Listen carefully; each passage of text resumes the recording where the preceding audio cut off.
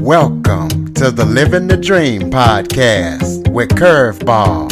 If you believe, you can achieve.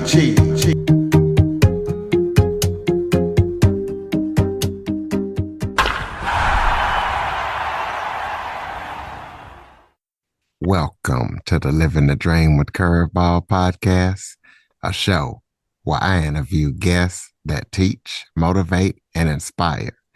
Today, I am joined by the founder of Positive Vibes magazine. He is a mental health and disability advocate. His magazine focuses on telling authentic stories about mental health, wellness, and inspiration. So we're going to be talking to him about his story and everything that he's up to. He's also an entrepreneur. His name is Zane Landin. Zane, thank you so much for joining me today. Yeah, thank you so much again for having me. Why don't you start off by telling everybody a little bit about yourself? Yeah, you gave a great introduction, but I am 24 years old. I have lived in Chino my whole life. I've experienced mental health conditions from a young age, which really geared me to be an ally. I became a more serious, proactive advocate during my university time because that was a time where my mental health was pretty scattered more than ever. I was definitely at a really low point. This was like, I think, my third year. Engaged in self-harm, a lot of things that, was unfortunate that I was doing. And I wasn't focused. There was a lot going on in my life. So after that, I actually took the semester off because of that. And then, I kind of, I don't want to say reinvented myself, but kind of looked at life a different way, and kind of took advantage of that. And I learned the best way to take care of myself and my mental health after that. And like I said, even though I experienced it when I was a kid, wasn't to that magnitude. So yeah, a lot of things really changed, and that's when I became more of a serious advocate because I kind of realized that the way I was feeling, even though I felt alone, most of the time we're not. We just feel that way, especially when things are stigmatized or things aren't talked about. So, I realized that more people, thousands, or millions, I mean, are experiencing what I was, and I didn't want people to experience that. And so I became more of a serious advocate, and that's why I still continue to do that today. And then the disability side is, when I got more involved in mental health, I learned about the important intersection of disability and mental health, which is not talked about too much, especially with me growing up with as neurodiverse and kind of struggling in school for the longest time. Getting accommodations helped me a lot. Then I became more of an advocate for disability as well, even though they are the same. But at the time I didn't realize that, disability and mental health are the same. And so, mm, but it's interesting because sometimes you'll see a disconnect where you'll have mental health advocates that don't advocate for disability, which is okay, but sometimes they're not even aware that they're the same thing. So that's why I make that distinction. So that is kind of my story and why I identify as, an activist and advocate for those communities. And yeah, hopefully that answers your question. Well, you're also the founder of Landing Dreams. Tell us about that and tell us what that company does. Oh yeah, well, I'll start off with the magazine because it goes into that. I mean, I started the Positive Vibes magazine in May of 2020 to address the lack of the representation of mental health stories in the mainstream media, which I think is still a problem being faced today. That, when you can have the media report authentic stories, you'll see people actually start caring about the subject more. But mental health is still something rarely talked about in the media, and I think once we see change in that, we'll see a bigger change, significant change in the country. Maybe not as big as I'm thinking, but more of an understanding, I hope. And so I started the magazine because of that, and it was it's just a digital magazine, and we interview people, across the globe that have experienced mental health conditions or mental health advocates, and just have different stories, different things to share, things that they used to heal. And then it was recently that I did Landing Dreams PR because someone we featured, her name is Aisha. She reached out to me because her and I kind of kept a relationship after the feature, and she kind of requested that I be her publicist. And at the time, I was in school studying public relations, so I was learning a bit about that, but I wasn't an expert. I did inform her that I was still a student, didn't know too much about what I was doing, and decided to kind of create my own brand out of that, or an agency, because I had other people I could represent that I knew from the magazine. So the magazine really helped me create that network where I can provide that service. So what I did was I just kind of supported them, advocated for them to get on platforms, podcasts, magazines. I don't really do it as much anymore because I'm moving into a new full-time career right now. But it was something I did for a while, and I was able to get, um, my clients that I had onto pretty interesting podcasts and different speaking engagements. So that was exciting. Okay, well, you also went to Washington, D.C. for the first Mental Health Youth Action Forum. Tell us all about that and what you did and what that experience was like. Oh gosh. It was a phenomenal experience, something that I was really proud to be a part of and really proud to see the Biden administration take care in mental health and actually drive this conversation that we don't really get to see often. But it was a conglomeration of the White House, MTV, and several mental health nonprofits who all came together to host this forum. It was hosted by MTV, but it had so much more support from all these different organizations.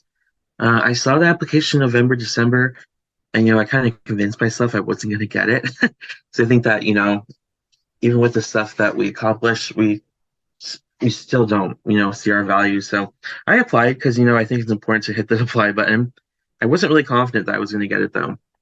Um, and then, well, luckily, a month or two later, I was informed that I was a semifinalist, submitted another application, and then lucky enough, I got in.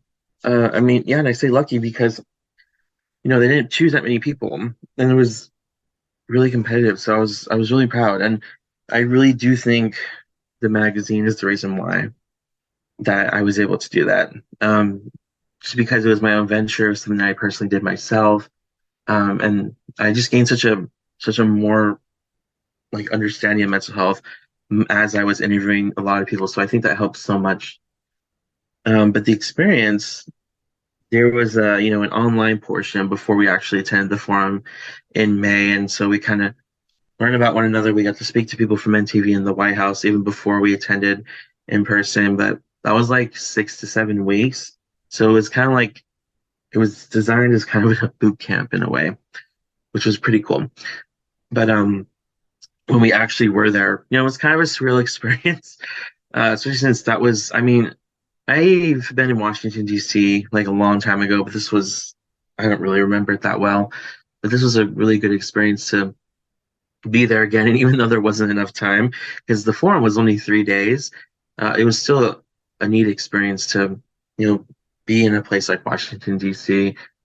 And then the forum itself was Wednesday, which was at the White House where we were kind of all sitting on this podium or this stage where they chose 6 of the 30 of us to speak. I wasn't chosen, but it was still really cool to hear their stories. And I got to meet really fascinating people, like that were in the audience, that were high up government people, worked for federal government, and then there was the people that also spoke, which was there was Dr. Murthy, the Surgeon General, Dr. Biden, the First Lady, and they had Selena Gomez there as the keynote because she has her share of mental health experiences as well, and I think she came out with a new documentary about it.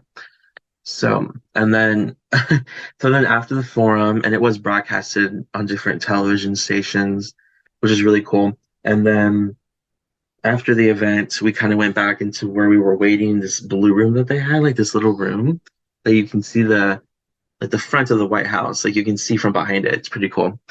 And then we were fortunate enough that Biden did show up, President Biden, that came in and kind of talked to us about his experience and thanking us for the work that we do.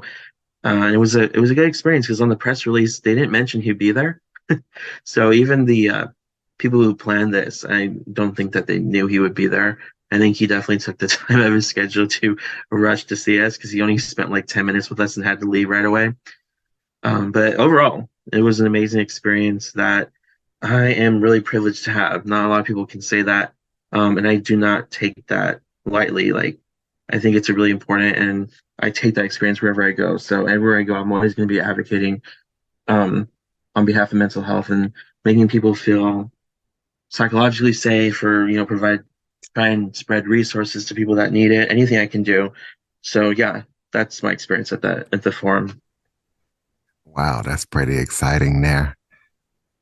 So explain to people why mental health is important to you. I know each person has their own story, but why is it important to you?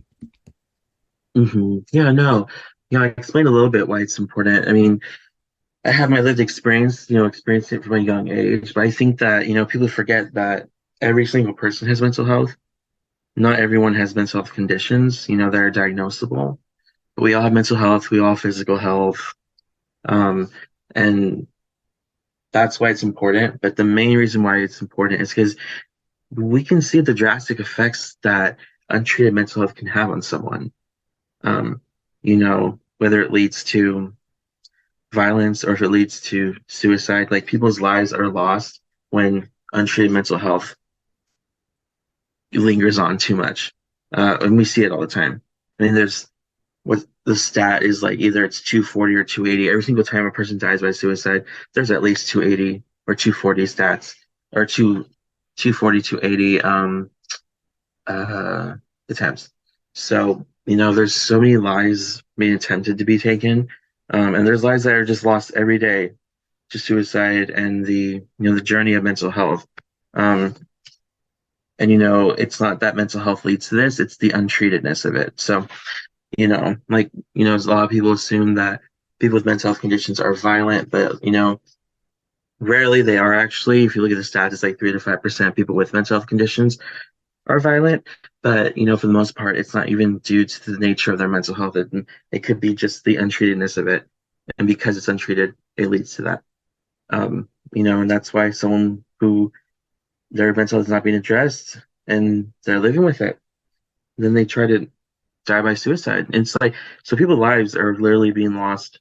And that's why mental health is really important. And it's just really important to always take care of yourself holistically, body, mind, spirit, every single thing you want to take care of. And so we're focused on taking care of our bodies, which is good. But we're not going to be holistically healthy unless we take care of our mind too, and our spirit. So I think that's why it's important. Well, in your bio, you talk about grieving. So Mhm. explain to people what grieving means to you and how people can overcome their fears. I mean, for me, I never thought, I mean, grieving is kind of a fear of mine. I mean, because I experienced it last year, January of 2021, my mom passed away. And so that was hard. And I've experienced grief before, but not like that. And so, it is kind of a fear. I didn't think it was before. I never even thought about it because I never saw anything like that happening.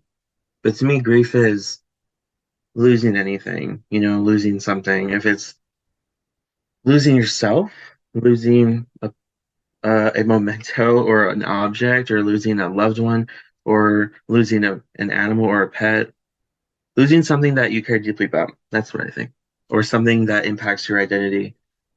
So that's what I think grieving is. And, you know, people overcoming their fears. I think it's interesting. I mean, overcoming your fear of grief that's a hard one.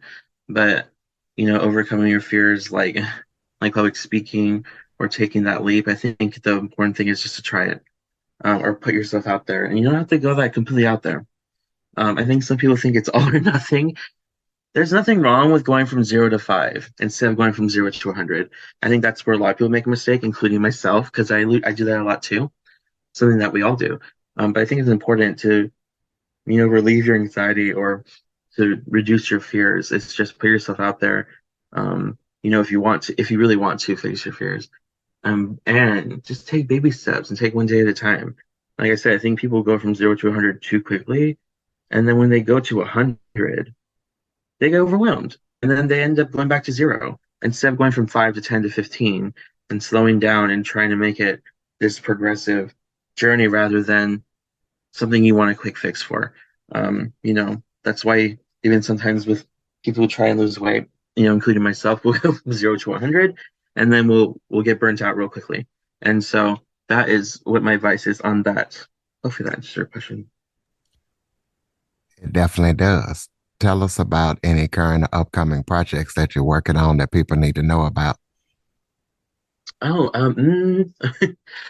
not yet. I mean, I'm thinking of starting my own podcast on mental health or imagination, bringing in people to talk about that unexplored, uncharted territory, which I think is really cool. That might be something. And then the last thing is I am moving to Washington, D.C. actually, come full circle, because I just went there in May, but I'll be moving there for a new job. So I'm really looking forward to that. So those are the two main things I'm probably going to be working on that are new projects. Okay, well, congratulations on that new job. Throw out Thank your you. contact information, your website. How can people keep in touch with you and keep up with everything you're doing as far as mental health advocacy and disability advocacy? Sure, yeah, definitely reach out. I mean, you have my name, Zane Landin. That's my handle on everything. On Instagram, LinkedIn, uh, Twitter, and Facebook. So you can connect with me on there. And you mentioned the magazine. The handle is Positive Vibes Mag, and you can find that on Instagram and other platforms as well. So that's a way of keeping in contact with me on my personal Instagram and LinkedIn. And yeah, please definitely reach out if you have any questions about anything. All right, close us out with some final thoughts, maybe something that I forgot to touch on that you would like to talk about, or any final thoughts that you have for the listeners. Mm, I don't have I don't think there's anything that I didn't want to talk about. But I just kind of want to stress the importance of just taking care of yourself and giving yourself the grace that you need. I think as people, we're so like hard on ourselves, of course, more than anyone else. We hear that all the time. We are our own worst enemy, but we still have to hear it all the time. Even though people say it's cliche, like we already know. Doesn't seem like we get it though. Because everyone, including myself, we all have a hard time still taking care of ourselves and just giving yourself a graceful moment or period. When you make a mistake or you do something or there's an error, there's nothing wrong with that. We're not robots, we're humans. Um, and then also, celebrate yourself every day.